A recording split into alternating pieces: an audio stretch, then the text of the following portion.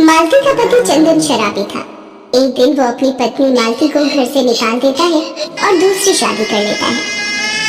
आंधी तूफान बारिश में मालती अपनी दो छोटी बच्चियों परी और खुशी को लेकर सड़क पर बेसहारा चलती रहती है और अचानक बेहोश हो जाती है। माँ, क्या हुआ माँ? आंखें खोलो। दीदी, माँ को क्या हो गया? देखो ना, माँ कुछ बोल ही नहीं रही। खुशी, तुम माँ के पास ही रुक, मैं किसी को मदद के लिए बुला कर लाती हूँ। परी आसपास के सभी घरों के दरवाजे बजाने लगती है। आंटी जी, मेरी मदद करो ना, मेरी माँ बेहोश हो गई है और वो कुछ भी नहीं बोल रही है। चल जा यहाँ से, पता नहीं कहाँ से आ जाती है उठकर। परी जिसके भी दरवाजे पर मदद के लिए जाते लोग अपना दरवाजा बंद कर लेते। परी रोने लगती है फिर और वापस मालती के पास आ जाती है। खुशी, कोई भी हमारी मदद नहीं कर रहा, अब हम क्या करें? तभी परी को सामने एक चाय की दुकान नजर आती है। वो वहाँ जाकर मदद मांगती है। बाबा, वहाँ सामने मेरी माँ बेहोश पड़ी है, मेरी मदद करो। कहाँ पर है तुम्हारी माँ? रुक, मैं छाता ले लूं। अरे ये तो सच में बेहोश है रे। अरे सुखिया, अरे तनिक जल्दी आ, यहाँ ये औरत बेहोश पड़ी है। ऐसी आती हूँ। हे राम, जल्दी उठाओ, लगता है बारिश में कब से भीग रही है। बंसी नाम का चाय वाला अपनी पत्नी सुखिया के साथ चाय की दुकान चलाता था। वो दोनों मिलकर मालती को उठाकर दुकान पर लाते हैं। कुछ देर बाद मालती को होश आता है। माँ, तुम्हें होश आ गया? माँ, तुम ठीक हो ना? ये ले बेटी, गरम गरम चाय पी ले, शरीर में थोड़ी जान आ जाएगी। मालती फूट फूट कर रोने लगती है। सुखिया के पूछने पर वो सारी बात बताती है, जिसे सुनकर बंसी और सुखिया बहुत दुखी होते हैं। कैसा जालिम आदमी है, फूल सी दो बच्चियों पर भी जरा तरस न आया कमबख्त को। मुझे अपनी बच्चियों के भविष्य के लिए जीना है, बस अब मुझे कोई काम मिल जाए तो इन दोनों की देखभाल कर पाऊंगी। दिल छोटा मत कर बिटिया, कोई ना कोई काम मिल ही जाएगा। हम मियाँ बीवी इसी छप्पर में रहकर गुजारा करते हैं, तू भी बच्चियों को लेकर यही सो जा। मालती परी और खुशी को लेकर उसी छप्पर के नीचे सो जाती है। अगले दिन, अम्मा, अब मैं चलती हूँ, आपका बहुत बहुत शुक्रिया, कल आपने हमारी इतनी मदद की। अरे सुखिया, वो पिछली गली में जो मालकिन रहती है, वो अपने घर के झाड़ू पोछे के काम के लिए कह रही थी ना। सुखिया को याद आता है और वो मालती को काम दिलवाने के लिए ले जाती है। मालती झाड़ू पोछे के काम पर लग जाती है। बंसी उसे बराबर में ही 50 रुपए किराए पर एक झुग्गी लेकर दे देता है। मालती सीमा नाम की महिला के घर काम पर जाने लगी थी। एक दिन मालती की तबीयत ठीक नहीं थी तो उसकी जगह परी और खुशी काम पर चली जाती हैं। क्या हुआ बच्चों, आज मालती नहीं आई? आंटी, आज हमारी माँ की तबीयत ठीक नहीं है, इसलिए उनकी जगह हम दोनों ही काम करेंगे। लो, अभी कुछ दिन हुए नहीं काम पर लगे हुए और तुम्हारी माँ ने छुट्टी लेना शुरू कर दिया और भेज दिया तुम दोनों छोटी बच्चियों को काम पर। आंटी, हमारी माँ की तबीयत सच में बहुत खराब है।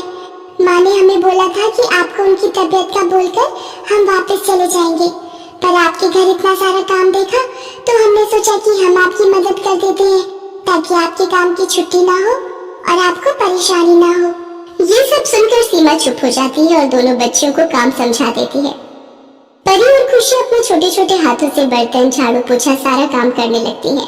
तभी राखी बेटा, ये अपना पिज्जा ले लो, आ गया है। वाह मम्मी, पिज्जा, ये तो बहुत ही टेस्टी है, लव यू मम्मी। सीमा और उसकी बेटी राखी पिज्जा खाने लगती है। परी और खुशी ने सुबह से कुछ भी नहीं खाया था। वो सुबह से ही सीमा के घर पर काम में लगी हुई थी। पिज्जा को देखकर खुशी परी से बोली, दीदी, मुझे भी भूख लगी है, मुझे भी कुछ खाना है। खुशी, हमारा काम बस थोड़ा सा ही रह गया है, फिर हम घर जाकर माँ के साथ रोटी खाएंगे। अगर हमने यहाँ पर काम नहीं किया तो ये माँ को काम से निकाल देंगी। परी और खुशी सीमा के घर का सारा काम करके भूखी प्यासी वापस आ जाती हैं। मालती को जब पता चलता है कि परी और खुशी ने कुछ भी नहीं खाया और वो सारा काम करके लौटी है, तो अपने गरीब बच्चों की भूख का दर्द उनके चेहरे पर देखकर मालती खूब रोती है। थोड़ा बहुत आटा रखा होता है, मालती उसकी रोटी बनाकर परी और खुशी को खिलाती है। सुबह से काम पर गई थकी हुई परी और खुशी सो जाती हैं। अगले दिन मालती काम पर जाती है। क्या हुआ राखी बिटिया, आपकी मम्मी कहाँ है? मालती आंटी, मम्मी बाथरूम में गिर गई थी, अब उठ भी नहीं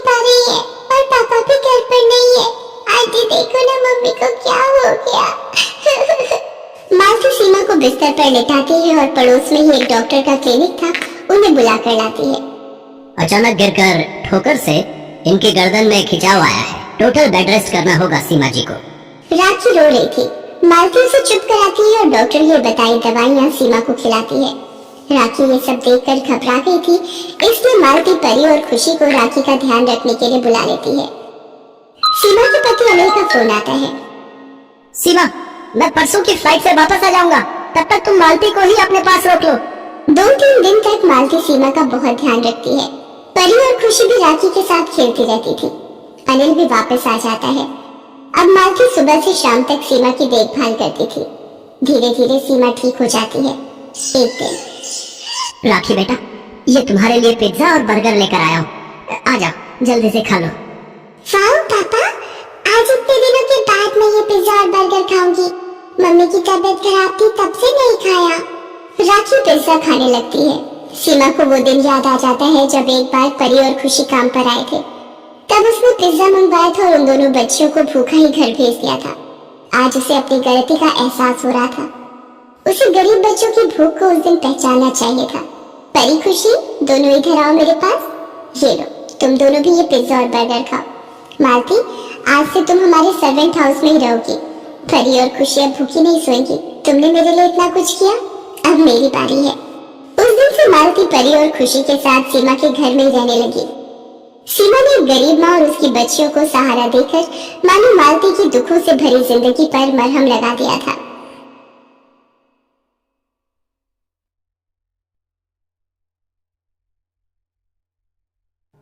अरे कांता, आज फिर लेट? इतनी देर क्यों हुई तुझे आने में? वो मेम साहब, मेरे पति को खाना देने जाना पड़ा फैक्ट्री में, इसीलिए देर हो गई। आगे से ऐसा नहीं होगा। चल चल ठीक है, जा जाकर बर्तन धो। किचन में बर्तनों का ढेर लगा हुआ है। जी मेम साहब। कांता किचन में जाकर बर्तन धोने लगती है। उसकी नजर वहाँ कचरे के डिब्बे पर पड़ती है। हे भगवान, यहाँ दिन भर कमर तोड़ मेहनत करने के बाद भी मुश्किल से खाना नसीब नहीं होता, और एक ये लोग हैं, बर्तन भर भर कर खाना कूड़े में फेंक देते हैं। कैसे लोग हैं ये? बर्तन मांजने के बाद कांता कपड़े धोती है, फिर सारे घर की साफ सफाई करके वहाँ से चली जाती है। ये भी कोई जिंदगी है? दिन भर कमर तोड़ मेहनत करने के बाद भी तनख्वाह के नाम पर चिल्लर मिलते हैं, वो भी इधर आए उधर गए। न खाने का सुख, न पहनने का आराम। आज मालिक को तनख्वाह बढ़ाने को कहा तो उसने कहा कि काम मिल रहा है, वही बहुत है। मेरी तो हिम्मत ही नहीं होती साहब या मेम साहब को तनख्वाह बढ़ाने के लिए कहने की। एक तो रोज मुझे देर हो जाती है, ऊपर से तनख्वाह के लिए कहूंगी तो कहीं मुझे काम से ही ना निकाल दे। आज किट्टू बड़ी जल्दी सो गई। शाम से दूध की रट लगाए हुए थी। अब इस महंगाई में इसके लिए दूध कहाँ से लाऊं? जब नहीं मानी तो मैंने पानी में चावल का आटा मिलाकर दे दिया। इसने पीते ही उगल दिया। गुस्से में मेरा हाथ उठ गया, फिर ये रोते रोते सो गई। ये बात सुनकर शंकर की आंखें नम हो जाती हैं।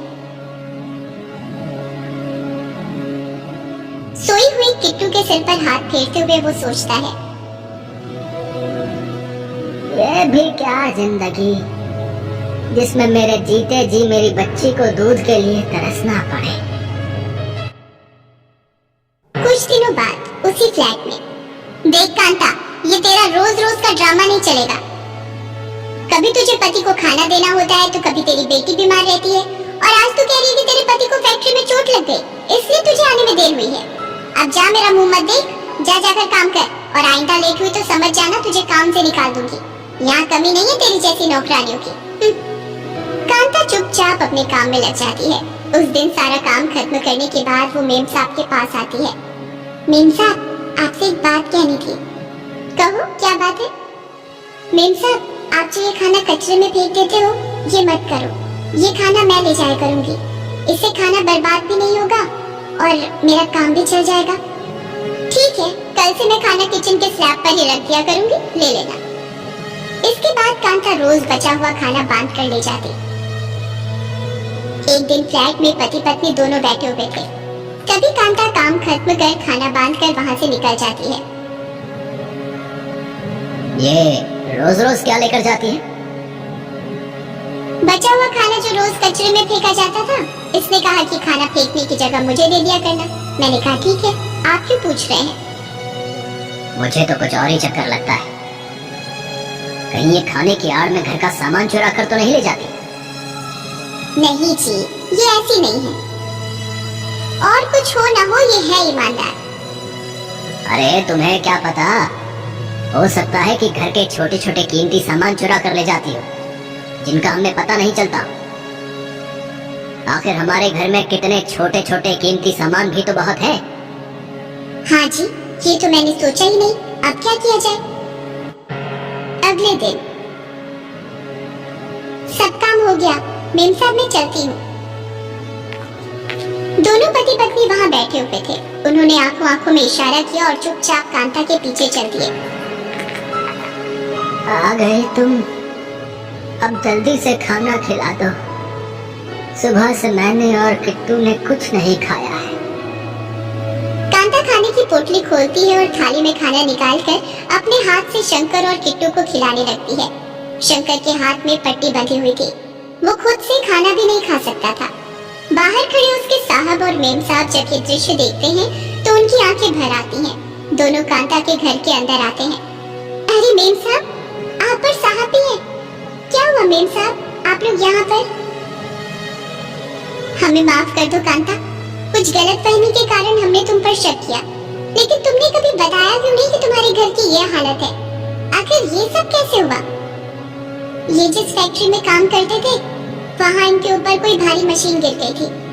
फैक्ट्री के मालिक ने सारा इल्जाम इनके ऊपर ही डाल दिया है और कोई मुआवजा भी नहीं दिया।